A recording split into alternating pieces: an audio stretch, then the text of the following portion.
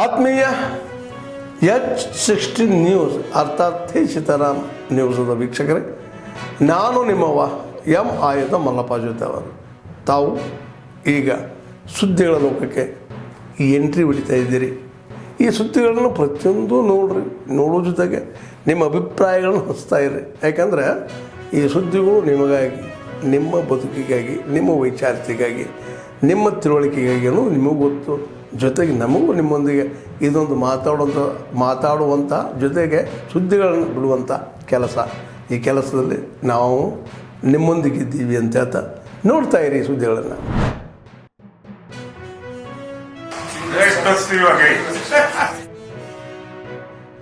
We missed you. We missed you a lot. Here's some of our friends.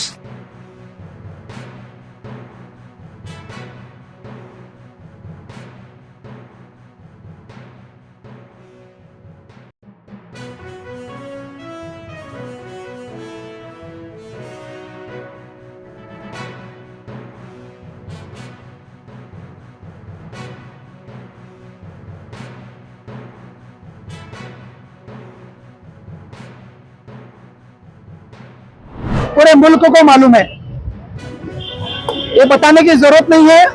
और एक सोची समझी साजिश है. ये फैसिस्ट गवर्नमेंट, बीजेपी गवर्नमेंट, जिसको न तो मुल्क को आगे ले जाने की फिक्र है, न बेरोजगारी को खत्म करने की फिक्र है, न भूखमरी को खत्म करने की फिक्र है.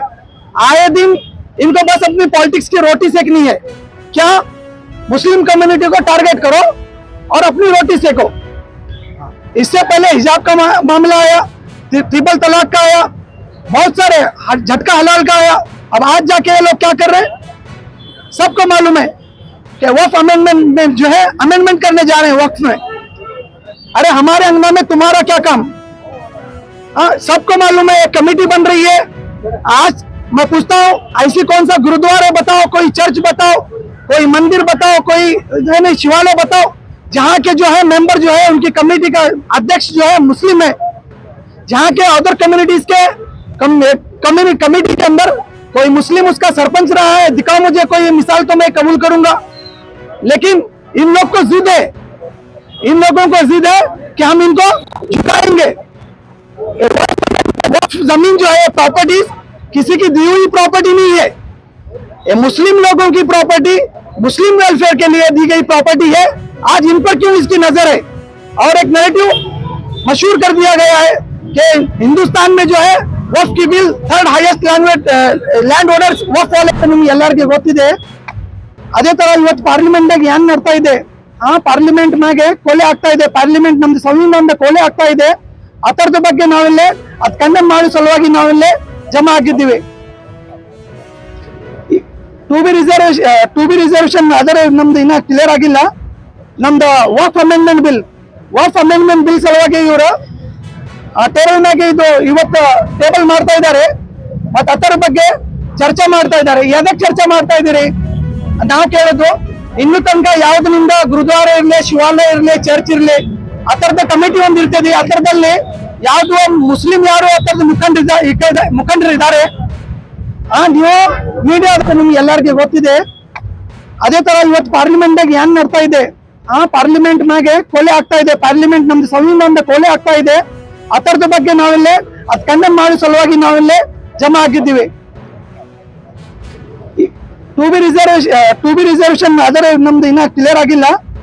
ನಮ್ದು ವಕ್ಫ್ ಅಮೆಂಡ್ಮೆಂಟ್ ಬಿಲ್ ಸಲುವಾಗಿ ಇವರು ಟೇಬಲ್ ಮ್ಯಾಗೆ ಇದು ಇವತ್ತು ಟೇಬಲ್ ಮಾಡ್ತಾ ಇದ್ದಾರೆ.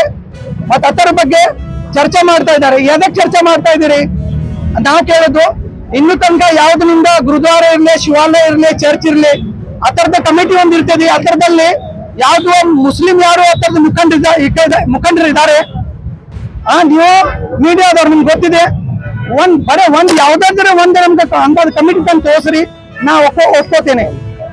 ಇದರದಲ್ಲಿ ಎಲ್ಲ ಬಿಟ್ಕೊಳ್ಸಿ ನಮ್ಗೆ ನಮ್ಮ ಇದ್ರೊಳಗ ನಮ್ಮ ವಕ್ಫ್ ಅಮೆಂಡ್ಮೆಂಟ್ ಬಿಲ್ದಾಗ ಅಂತ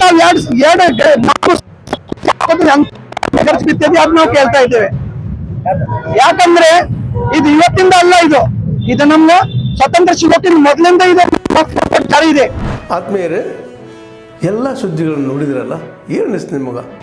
ಇದರಲ್ಲೇ ನಿಮ್ಗೆ ಲೈಕ್ ಆಗಿರ್ಬೋದು, ಡಿಸ್ಲೈಕು ಆಗಿರ್ಬೋದು, ಕಾಮೆಂಟ್ ಬೇಡಪ್ಪ ಅಂತೂ ಅನಿಸಿರ್ಬೋದು, ಕಾಮೆಂಟ್ ಮಾಡಬೇಕಪ್ಪ ಅನಿಸಿರ್ಬೋದು, ಶೇರ್ ಮಾಡಬಾರ್ದಪ್ಪ ಅನಿಸಿರ್ಬೋದು, ಅದು ಮಾಡಬೇಕು ಅನಿಸಿರ್ಬೋದು.